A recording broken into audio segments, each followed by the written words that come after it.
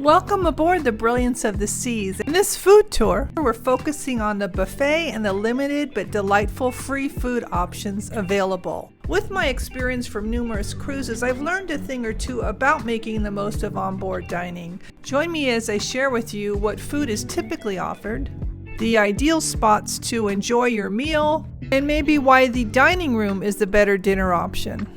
Whether you're a solo traveler or cruising with companions, these insights will help you navigate and enhance your cruise experience. So let's get started. Let's start with the Park Cafe. Now, capturing the perfect food pictures in a bustling buffet or where there's lots of people around can be a challenge, but I have managed to snap a few to give you an idea of what's on board. It is a great serene spot for a light breakfast. Open from roughly 6:30 a.m. to 9:30 a.m. It offers a peaceful atmosphere with stunning picture window views. The menu here is perfect for a light start to your day, featuring breakfast sandwiches, fresh fruit, muesli, yogurt parfaits, muffins, and croissants. And while you can grab a free coffee here at the beverage station, personally, I love to pick up my specialty coffee from CAFFE LATTE-TUDES on deck 5, and then I head up to enjoy my breakfast at the Park Cafe and just enjoy the view. It is located inside the solarium, so it is nice and warm, and it's just a great place to start your day.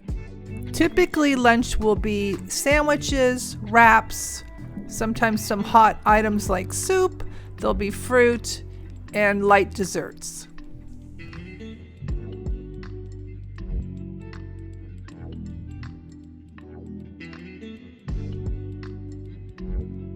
Now let's talk about the buffet.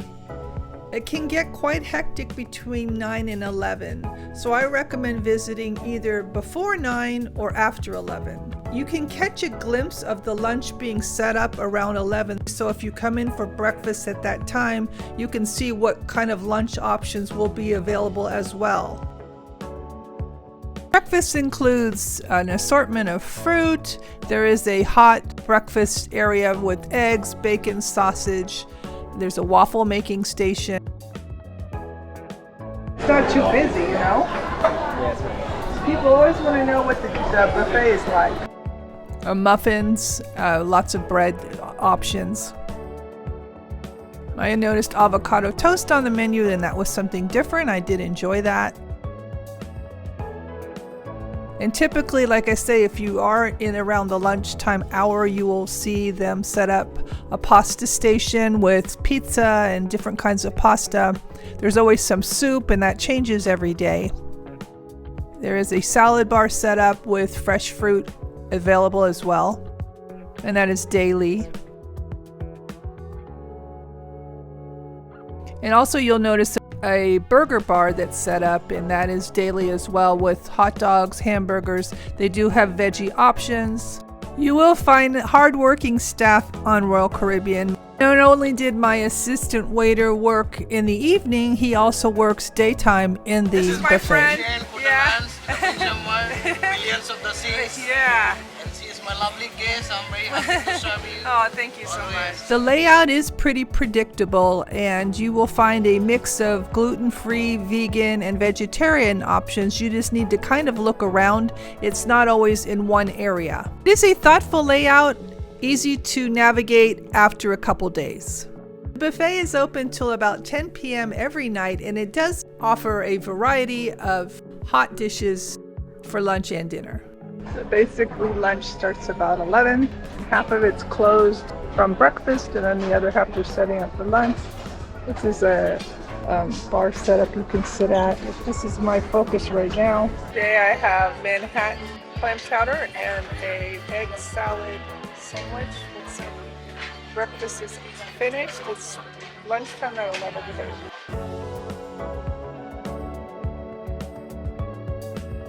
I'm really liking the chicken salad. It's really good. It's a kind of weird thing to kind of really zoom in on, but I've had it every day. I really like it. And the mushroom soup is delicious. It's really tasty. The weather is a little cooler today, so the soup tastes is great.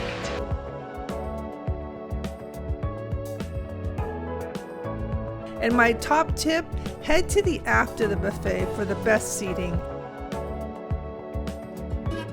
So Rita Cantina here doesn't really exist. It's just part of the Windjammer. On any given day, you will always find seating here, and it is just a beautiful place to relax, have a cup of coffee, enjoy some food, play some card games, or just hang out. People just really enjoy it here. I'm going to pick up balsamics on it with some type of mozzarella cheese and tomato. So it's delicious. I also enjoy these parfaits. It's strawberry. So there's pre-made little things in the container. It's got some jam on the bottom, granola on top, and strawberry yogurt in the middle. So that's fun. I like that too. There's something so hypnotic about the wake. I could just sit and stare at this forever. I like to sit over here, this table here. It's nice. One of my favorite spots. There's not really anybody here. It's right by the wake of the ship. I really like that the buffet isn't that crowded, so I mean maybe I'm hitting it at the right time, but it's great. I really enjoyed that. And the weather is beautiful today. It's warm, 82 or so, balmy. It's just gorgeous. I feel kind of lazy. It's a little breezier and cooler as we head towards New Zealand, so bring a light jacket for comfort. Different feel than the other ship I was on, but I do like the open spacing. I don't feel as crowded here. And the solarium is enclosed, so that's nice too. The weather's perfect.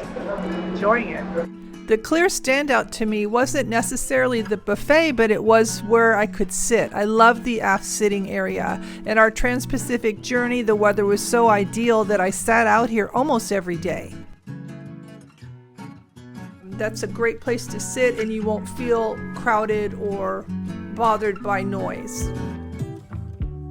And for dinner, the buffet offers a different theme each night, but from my experience, it can be a bit basic. The vegetarian options are limited, and the salad bar was the same as it was at lunch. The desserts weren't that exciting either, so here's my honest take. While the buffet is fine for breakfast and lunch, I wouldn't skip the dining room for dinner. It's good, but not something you'd want to miss the main dining room for. The choices at the main dining room are just so much better.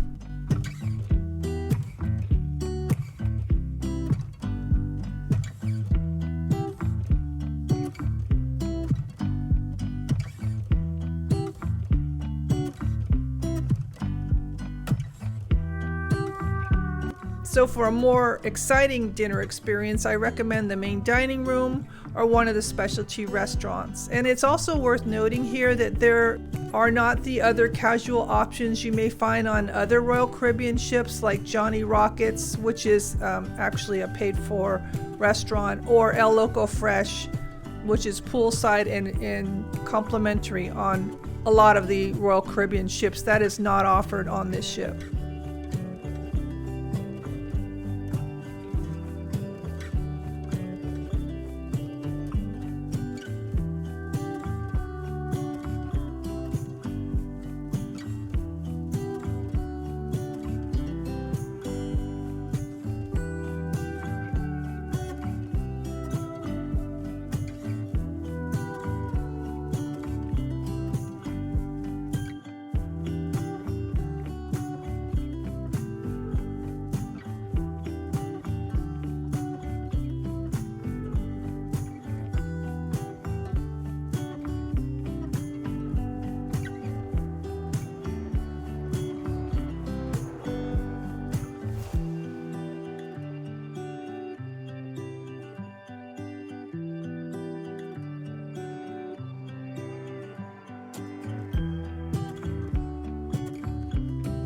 Now for those little cravings, Cafe LATTE-TUDES is a good place to go. It's open from 5 in the morning till 10 at night, and they do offer complimentary sandwiches, desserts, and light bites along with cookies. And you can grab a beverage here for a cost.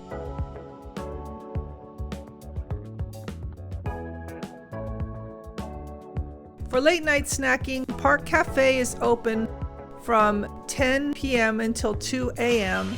and I hear they serve pizza there, though I haven't stayed up late enough to really confirm. A quick note on beverages, there is a 24-hour station on the port side on deck 11 just before you enter the buffet, and it offers tea, coffee, lemonade, and water, all complimentary.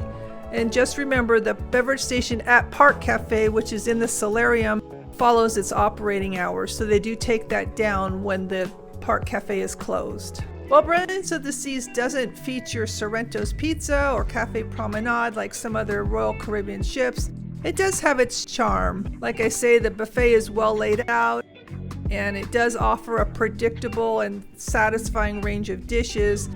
Desserts do change daily, and they do have sugar-free options available. So there you have it, a glimpse into the casual dining aboard Brilliance of the Seas. It is about timing and finding the perfect spots and moments to make your journey special. If you have found this helpful, informative, or learned something, please make sure you hit that thumbs up button and consider subscribing.